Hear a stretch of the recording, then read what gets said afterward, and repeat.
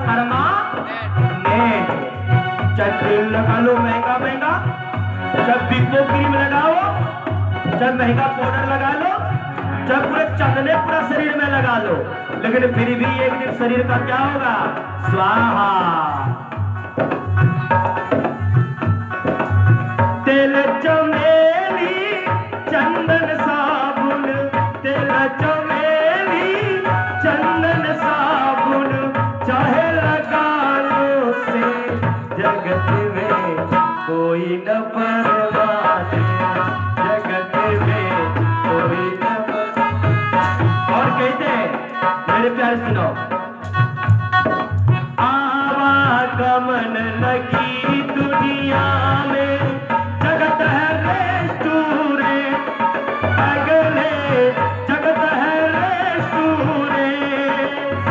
देखो भाई, जब हम दिल्ली जाते हैं परीक्षा इत्यादि देने के लिए तो किराए पे रूम लेते हैं रेस्टोरेंट, और जब तक किराए रहता है रेस्टोरेंट का तब तक रहते हैं, उसके बाद धक्का मार के बाहर निकाल दिया जाता है। उसी तरह ये किराए का घर है रेस्टोरेंट। आवागमन लगी दुनिया में, जगत है रेस्टोरेंट, रे पगले जगत है रेस्टोरेंट।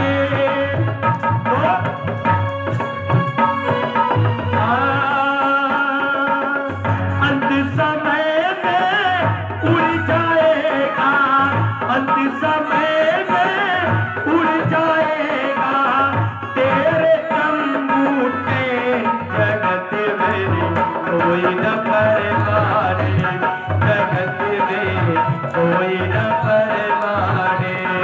जय हो, जय जय।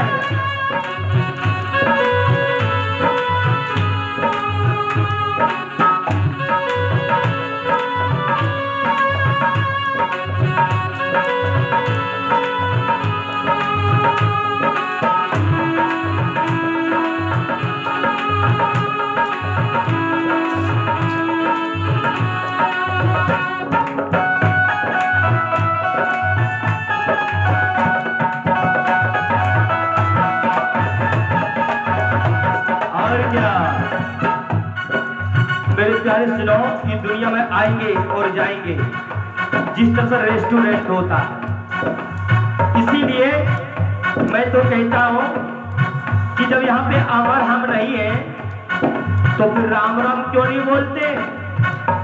राम राम बोला करो, झाड़ू लगाते लगाते राधे राधे राम राम बोला करो। चाहे दिल्ली में रहो, चाहे कोलकाता में रहो, चाहे इसी ग्राम डूमा में रहो, लेकिन राम राम बोलते रहो। हरिद्वार चाहे मथुरा काशी, घूम दिल्ली के पगले, घूम दिल्ली के। चाहे कोलकाता घूमिए, चाहे दिल्ली घूमिए, चाहे दिल्ली का कैंट घूमिए, चाहे काशी घूमिए, लेकिन मन में नाम प्रभु का राखो। चाहे कहीं भी रहिए, लेकिन हमेशा राम राम बोलता ही रहिए। चाहे खेत में रहिए, चाहे नदी में रहिए, चाहे पेड़ पे चढ़े रहिए, चाहे नीचे लटके रहिए, लेकिन मन में नाम प्रभु का राखो, मन में नाम प्रभु का राखो। धोती पहनो अपने, जगत में कोई न परवाने, जगत में कोई न परवाने। जय हो।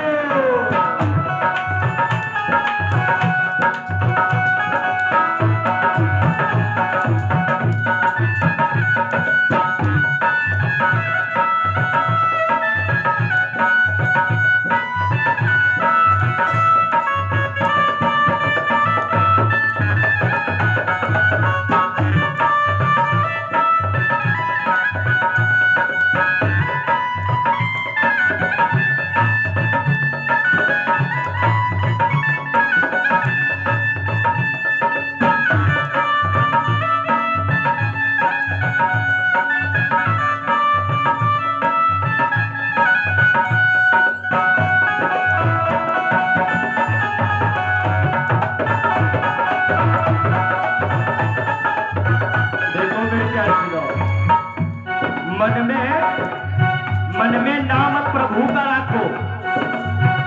धोती पहनो या पैंट, पहनावा से कोई मतलब नहीं है।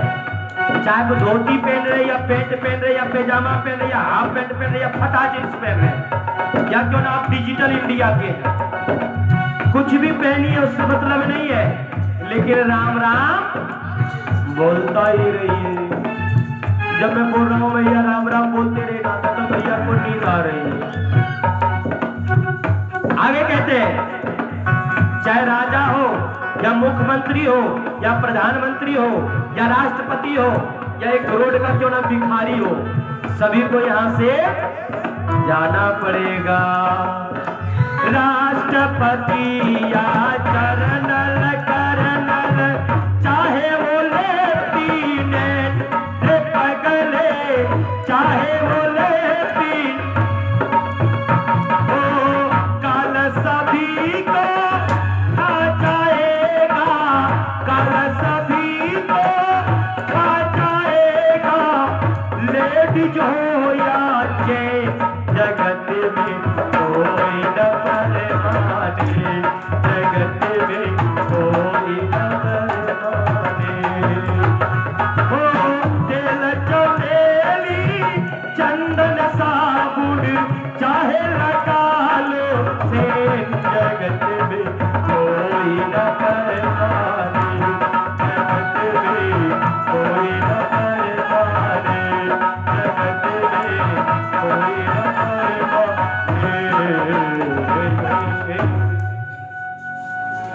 कोई अमर नहीं है भैया, सभी को एक दिन जाना पड़ेगा। संत भगवान ने कहा पंडित जी क्या करोगे, माटी के पुतले लेके के बाल गोपाल, इस चक्कर में मत रहो, भगवान का राम राम जपो।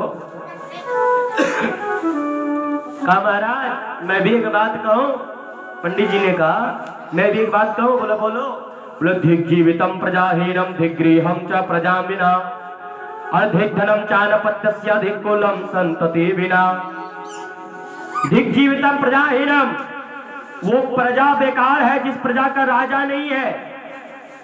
धिग्जीवितम प्रजाहीनम धिग्रीहम च प्रजा विना, वो घर भी बेकार है जिस घर में मालिक नहीं है। मैं 100 बात की एक बात कह देता हूं, ज्यादा व्याख्या नहीं करूंगा। सुनना हो तो सुनिए और चिंतन करना तो चिंतन कीजिए। मैं तो कहता जा रहा हूं, आप भले 2 भाई हो, 3 भाई हो, 4 भाई हो, 5 भाई हो, ठीक है कोई बात नहीं, लेकिन 5 भाई हो, पांचों का पांचों मालिक मत रहो, नहीं तो वो घर बिगड़ने में ज्यादा देरी नहीं लगता है।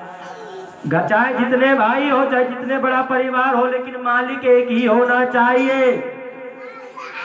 ये नहीं कि सब अपने अपने मालिक बन जाए, अपने अपने मालिकन बन जाए, तो घर में विकास नहीं होता है। क्योंकि ये शास्त्र कह रहे हैं।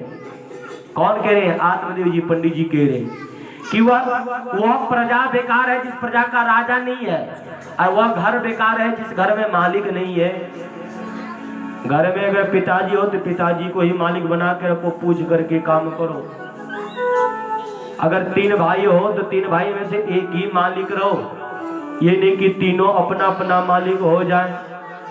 हाँ, अगर एक साथ हरिया नहीं चल रही तो कोई बात नहीं, बड़ी फैमिली हो जाएगी तो अलगो खाएगा, उसमें भी कोई दिक्कत नहीं है, लेकिन शांति से खाओ और मालिक एक ही रहो। मैं तो यहाँ भी कहता हूँ कि अलग मत करो हड़िया, साथ में रहो, साथ में खाओ, साथ में पियो और घर को उन्नति के ओर ले जाओ। लेकिन अगर नहीं बन पा रहा है, बड़ी फैमिली हो जा रही है, तो आज नहीं तो कल अलग होना पड़ेगा। लेकिन सिर्फ हड़िये अलग रखना, मन को नहीं। ने मन को जहाँ अलग किया ना, तो समझ लेना कि घर का विकास रुक जाएगा। भले अलग अलग बना के खा रहे हो, कोई दिक्कत नहीं उसमें, लेकिन शांति से खाओ। और 3 भाई हो तो 3 भाई में एक ही मालिक रहो, और जो मालिक बने उस मालिक से भी मेरा कहना है कि पूरे परिवार को लेके चलना अच्छे से। ये नहीं कि एक ही बार में गोविंदाय नमो नमः हम ही पेट भर ले। हाँ, सभी का ख्याल रखना। मालिक मतलब क्या? पूरे परिवार को लेके चले, और पूरे परिवार से भी कहना कि सब अपने अपने मालिक का मालिकिन नहीं बन जाना, न तो फिर घर बिगड़ने में ज्यादा देरी नहीं लगेगा। मालिक घर में एक ही होता है, और कहते हैं कि जिस घर में मालिक ना हो वो घर ही बेकार है, क्योंकि दिग्गृहं च प्रजां विना। और कहते हैं दिग्धनम च न पत्यस्य, वो धन भी बेकार है, वो धन भी बेकार है जिस धन का मालिक नहीं है। जंगल में खूब पैसा हो लेकिन उसका कोई मालिक भी नहीं है तो पैसा को कागज है, मिट्टी, बेकार है वो। लेकिन यहाँ 10 रुपया क्यों ना फेंका हो और उसका मालिक अगर कोई है तो उसका बड़ा ही मोल है। तो जिस धन का मालिक नहीं है वह धन भी बेकार है। अधिक कुलम संतति बिना, जिस कुल में संतान नहीं है वो, जिस कुल में संतान नहीं है वो कुल भी बेकार है, क्योंकि उस कुल को आगे कौन बढ़ाएगा जब संतान नहीं रहेगा तो। इसलिए संत भगवान हमें संतान होने की वरदान दीजिए। संत भगवान ने कहा देखो तेरा भाग्य मैंने देख लिया है, तेरे एक जन्म क्या 7 जन्म तक संतान नहीं होगा। बोले हे भगवान अभी तक तो मैं एक ही जन्म को लेकर के दुख मना रहा था, अब तो 7 जन्म का दुख आपने बता दिया मुझे, अब तो हम जल्दी ही मर जाएंगे। निर्भाग्य ना पतस्य कीमतो जीवतेन में, ऐसा अभागा आदमी जी करके करेगा क्या। संत भगवान ने कहा ठहरो ठहरो ठहरो, अभी आत्महत्या मत करो। लो मैं एक आशीर्वाद दे रहा हूं फल के रूप में, इसे तुम अपनी पत्नी को खिला देना, तुम्हारी पत्नी गर्भवती हो जाएगी और भविष्य में जाकर के एक पुत्र रत्न का प्राप्ति होगा। आत्मदेव जी पंडित जी घर गए और अपनी पत्नी धुंधली देवी को कहा देवी इस फल को तुम खाओ, बाबा ने दिया है, संत भगवान ने दिया है, भविष्य में हम लोगों के घर में बाल गोपाल होंगे। धुंधली देवी ने कहा ठीक है आप जाइए हम खा लेंगे। लेकिन जानते हैं धुंधली देवी कैसी थी, विपरीत, उल्टी है ना, उल्टी। अपनी बहन को बुलाई, धुंधली देवी ने बोला बहन हमारे पति बहुत भोले भाले सीधे साधे, देखो उनको बाबा ने कह दिया कि फल खाएगी तुम्हारी पत्नी तो घर में बेटा होगा। अरे फल खाने से बेटा होता है क्या? फल खाने से बेटा होगा तो बहुत फल लगे हुए पेड़ में खा लेंगे, ये सब से कुछ नहीं होता है।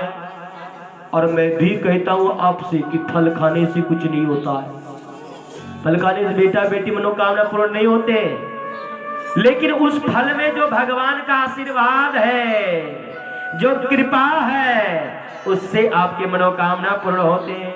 अच्छा झारखंडी धाम आप जाते हैं तो आप पंडित जी क्या देते हैं, बेलपात और अक्षत।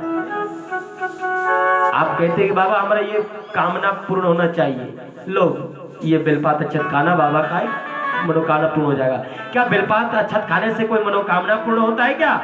बिल्कुल नहीं होता है। बेलपात खाने से मनोकामना पूर्ण होगा तो पेड़ में बहुत लगा हुआ है, घरे में पेड़ लगा लेंगे और उस जगह बेलपात खाएंगे, हे बेलपात गाछ 1 करोड़ दे दो मुझे, एक बेलपात खाएंगे। हे बेलपात गाछ हमको तो 10 कट्ठा जमीन हो जाए, एक बेलपात फिर खा लेंगे, घरे में रोज खाते रहेंगे, काय को काम करेंगे। लेकिन मेरे प्यारे सजनाओ उस बेलपात अक्षत में जो भोले बाबा का जो आशीर्वादी है, कृपा जो है, वो कृपा आपके मनोकामना पूर्ण करते हैं।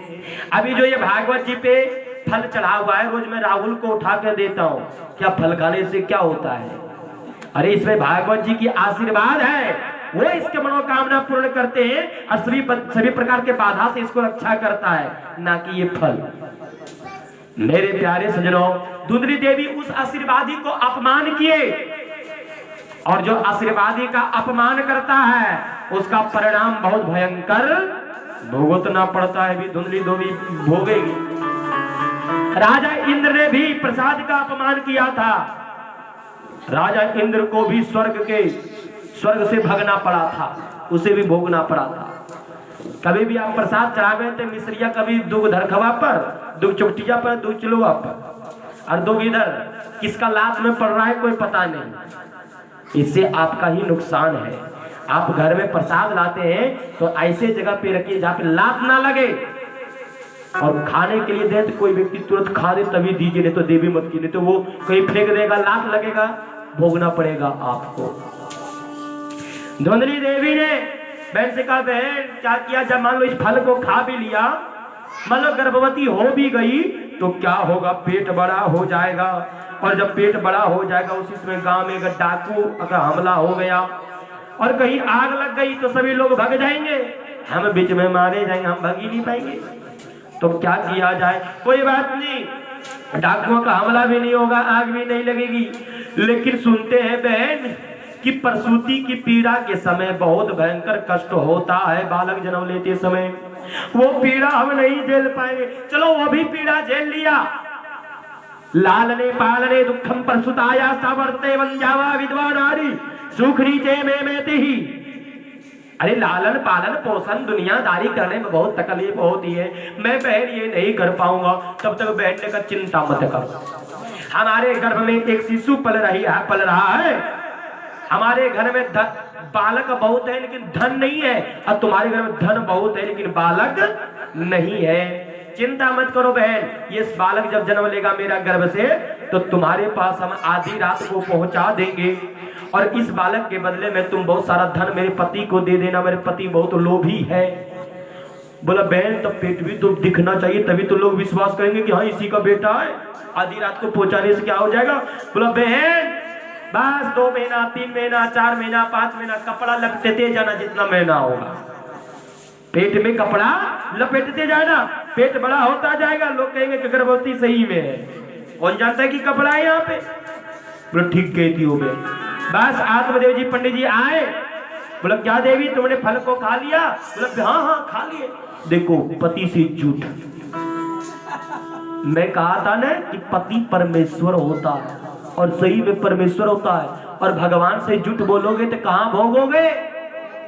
लेकिन हाँ वही पति परमेश्वर है जो पति जैसा है। पति परमेश्वर कौन है जानते हैं? सब पति परमेश्वर नहीं होता। बोतल चढ़ा के खंबा चढ़ा के अगर पत्नी को गम गमागम देगा वो पति परमेश्वर होगा क्या?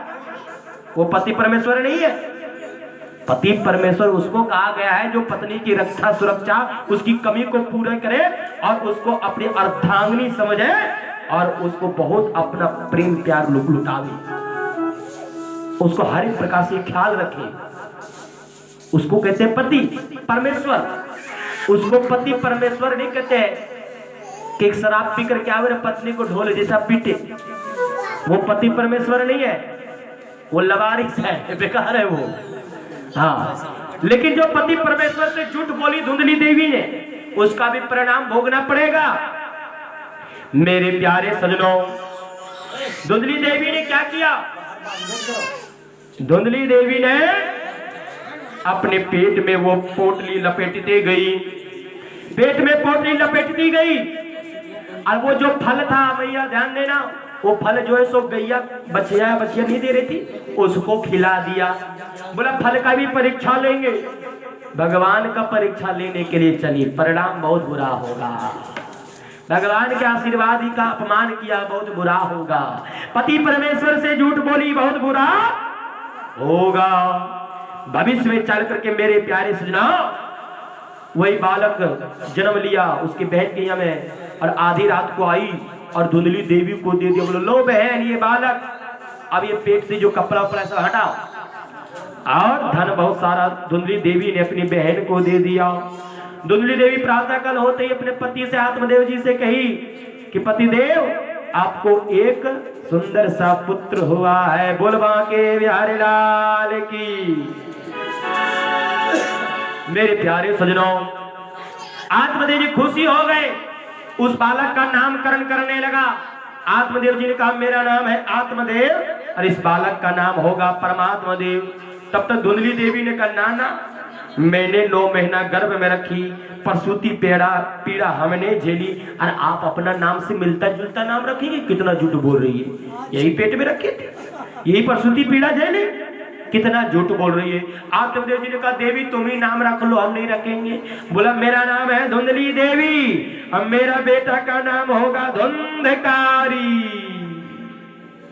धुंधकारी मतलब धुंधो करोति इति धुंधकारी, अर्थात जो हमेशा लड़ाई झगड़ा जुआ शराब मदिरा मांस भक्षण ईर्ष्या द्वेष चुगली चातुर इत्यादि करे, उसी का नाम धुंधकारी और धुंधली देवी।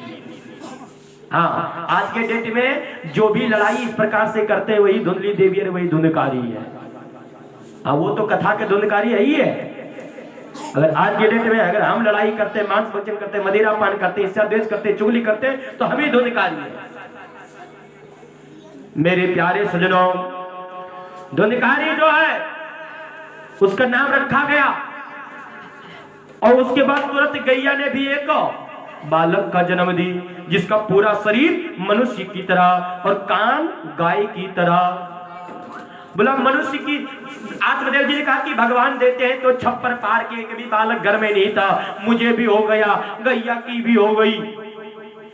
लेकिन ध्यान रखना, जब भगवान लेते हैं तो खाल उतार के, धन पाकर के अहंकार करोगे ना तो घर में फूटी कोड़ी नहीं रहने देंगे भगवान। और अच्छे से रहोगे ना तो भगवान इतना देंगे जो घर में रख नहीं पाओगे, बुरका बुरका कोई और ले जाएगा, इतना रहेगा धन। हाँ मेरे प्यारे सजनों, जो है आत्मदेव जी ने उस बालक का नाम रख दिया कि गाय की तरह कान है और शरीर मनुष्य की तरह है, इसलिए इसका नाम गौकर्ण होगा। बोलिए गौकर्ण महाराज की। दोनों बालकों को समय आने पर काशी पढ़ने के लिए भेज दिए आत्मदेव जी। कहते हैं कि माता शत्रु पिता बेरी ये बारे न पाठता, जो माता पिता अपने संतान को सुंदर शिक्षा ना दे वो माता पिता अपने संतान का सबसे बड़ा दुश्मन है। काम के चक्कर में, पैसे के लोभ में जो अपना बेटा बेटी को कमाने के लिए भेज दे वो माँ बाप सबसे बड़ा दुश्मन होता है। इसलिए मैं सभी से कहता हूं, निवेदन कहता हूं पूरे समाज से कि अपने संतान को सुंदर शिक्षा दे। भले 4 रोटी खाते हो तो वहां पे 2 रोटी खाओ, लेकिन अपना बेटा बेटी को सुंदर शिक्षा दो, नहीं तो तुम्हारे जैसा दुश्मन में उसका कोई नहीं होगा। आत्मदेव जी ने अपने संतान को पढ़ने के लिए भेज दिए धुंधकारियों गोकर्ण को काशी। लेकिन कियत काले न तो जा तो तरणाव तन याब हो, गोकर्ण पंडितो ज्ञानी धुंधकारी महाखलहा। समय आने पर गौकर्ण जी पंडित बने, ज्ञानी बने और धुंधकारी महाखलहा, खरीदा हुआ बेटा है इसलिए महाखल बन गया। महाखल यानी कि चोरी करता है, बदमाशी करता है, इसका द्वेष करता है। छोटे मोटे बालक को देख लेता है कुआं के बगल में तो कुआं में डाल देता है। आतताई बन गया धुंधकारी। घर आया, बोला पिताजी धन लाओ। बोला क्यों? बोले जरूरत है, पूछना नहीं ज्यादा। आत्मदेव जी ने दे दिया। बोला पिताजी इतना में नहीं होगा, 100 रुपए में नहीं होगा, 500 लाओ। बोला तू 100 रुपया खर्चा करने लायक ही है, तुम 400 क्यों मांग रहे हो? बोला इतना ज्यादा जानकारी मत लो। और आपसे भी कहता हूं मैं कि आपका बालक, अगर आपके बालक 2000 रुपया ही खर्चा करने का लायक है और वो अगर 5000 मांगे तो 3000 का हिसाब ले लो तभी दो। नहीं तो कहीं आपका बालक जुआ शराब कुछ कर तो नहीं रहा है गलत काम। आपका बेटा बाहर में रहता है, कहीं पढ़ने गया है, उसका खर्च 4000 है और वो 5000 मांगता है तो वहां तक चलेगा। लेकिन अचानक कहीं 10,000 मांग दे, हर एक महीना पैसा बढ़ा बढ़ा के मांगे, तो इसका मतलब आपको जरूर सोच लेना चाहिए कि मेरा बालक कोई गलत रास्ता में तो नहीं जा रहा है। क्योंकि हर एक बार एक्स्ट्रा पैसा ले रहा है, क्यों ले रहा है? अरे 4000 खर्चा है, 5 मांग रहा है, वो ठीक है, लेकिन सीधे हर एक महीने में बढ़ा बढ़ा के मांग रहा है, इसका मतलब कोई बात जरूर है। इसलिए आज धुंधकारी हर एक बार बढ़ा बढ़ा के मांग रहा है। आत्मदेव जी ने कहा कितने पैसे करते हो तुम? क्या? धुंधली देवी ने कहा कि सुनो जी, अपने एक ही बेटा है, डांटा मत करो, जो मांगता है दे दो। देखो मेरे प्यारे सजनों, इतना भी प्यार बालकों से मत करने लगो जो आपका बेटा बिगड़ ही जाए। प्यार करो, प्रेम करो बालक से। आपके संतान है, आप नहीं करोगे तो कौन करेगा? लेकिन कहीं आपका प्रेम बिगाड़ ना दे। जहां पे डांटने का समय आवे, पूछने का समय आवे तो पूछना चाहिए, डांटना चाहिए, ना कि नहीं लो बेटा लो, तुम 100 रुपये लो, 200 रुपया नहीं, ये बिगाड़ने वाला काम है। धुंधली देवी ने कहा सुनो जी, सब तो धन जो है मरने के बाद हमारा बेटा का ये ना, अभी अपना धन कुछ भी करे दे दो, गलत बात है। ये माँ नहीं, ये शत्रु है बेटा का अपना। आत्मदेव जी मना करते हैं लेकिन दे देती है धुंधली देवी, लो बेटा जितना लोगे। धुंधकारी जुआ खेलने लगा, मांस भक्षण करने लगा, मदिरा पान करने लगा। घर में एक दिन ला करके दोस्तों को जुआ मांस भक्षण मदिरा पान करने लगा। आत्मदेव जी आज कहे कि अरे धुंधकारी, मेरे मंदिर जैसा घर को तुमने नरक बना दिया, अब तू इसी घर में तू ही रम में चला। आज आत्मदेव जी फिर मरने के लिए चल दिए। गोकर्ण जी का, गोकर्ण बेटा से मुलाकात हो गई आत्मदेव जी को जंगल में। बोला पिताजी एक बात मैं कहूं। बोला क्या? बोला जिस समय संतान नहीं थी उस समय भी मरने के लिए आए थे, और आज संतान है आज भी आप मरने के लिए आए। क्यों? पिताजी ये बेटा बेटी पत्नी पति दुनियादारी इसमें सुख नहीं है। पुत्र भले एक ही हो लेकिन सुपुत्र हो, और 5-5 पुत्र हैं आपके, पांचों के पांचों कुपुत्र हैं तो बेकार है। पुत्र एक ही हो लेकिन सुपुत्र हो, लेकिन 5-5 बेटे हैं आपके, 5-5 पुत्र हैं और पांचों कुपुत्र, तो क्या मतलब? कोई मतलब नहीं। नाना प्रकार के समझाए गो ना चंद्र से सुखम किंचिना सुखम चक्रवर्ती ना सुख मस्ती प्रकृति से मुरले कांत जीवना।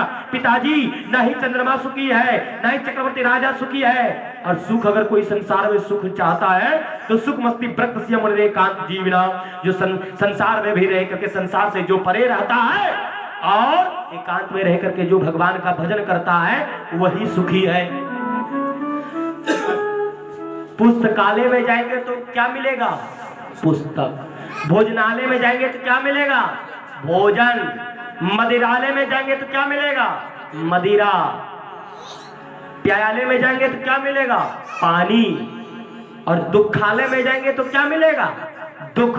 तो इस संसार का दूसरा नाम है दुखालय, और इस संसार में जो भी आया है सभी को दुख भोगना पड़ा है। पिताजी आप सुख चले थे मोह माया जंजाल में ढूंढने के लिए, सुख कहां से मिलेगा? पिताजी आप कह रहे थे कि संतान हो जाएगा तो हम सुखी हो जाएंगे, तो संतान हो गया फिर भी मरने के लिए जंगल क्यों आए? देह सीमान हृदय भ्रमतिम तजत्तुन जायस्ताति सुसदा ममताम विमुच्चा पस्यानि सब जगतिदम क्षणभंगुनिष्टम वैराग्यरस उसको भवभक्ति नष्टम धर्मम भज सततं तजलोक धर्मान सेवा साध पुसम जहि कामतस्व अन्यस दोष गुण मासुत्वा सेवा कथा रसमो नितराम पिबत्वम। पिताजी ये शरीर अस्थि हड्डी रुधिर खून मांस मज्जा, एक दिन यह शरीर भी आपको त्याग देगा। ये पुत्र कौन सी बड़ी बात है? ये तो अलग अंग है, पत्नी अलग अंग है, पिता अलग अंग है, पति अलग अंग है, गांव वाले अलग अंग है, ये कहां से साथ में जाएंगे? ये जब शरीर प्राण से जो चिपका है यही साथ में नहीं जा रहा है। पिताजी ये संसार में सुख नहीं है, सुख अगर है तो भगवान के भजन में है, और भगवान का भजन नहीं करोगे तो अंतिम क्या होगा? अरे मनवा हरि भजनी, अरे मनवा हरि भजनी, और 3 पना बीत गलो चंद्र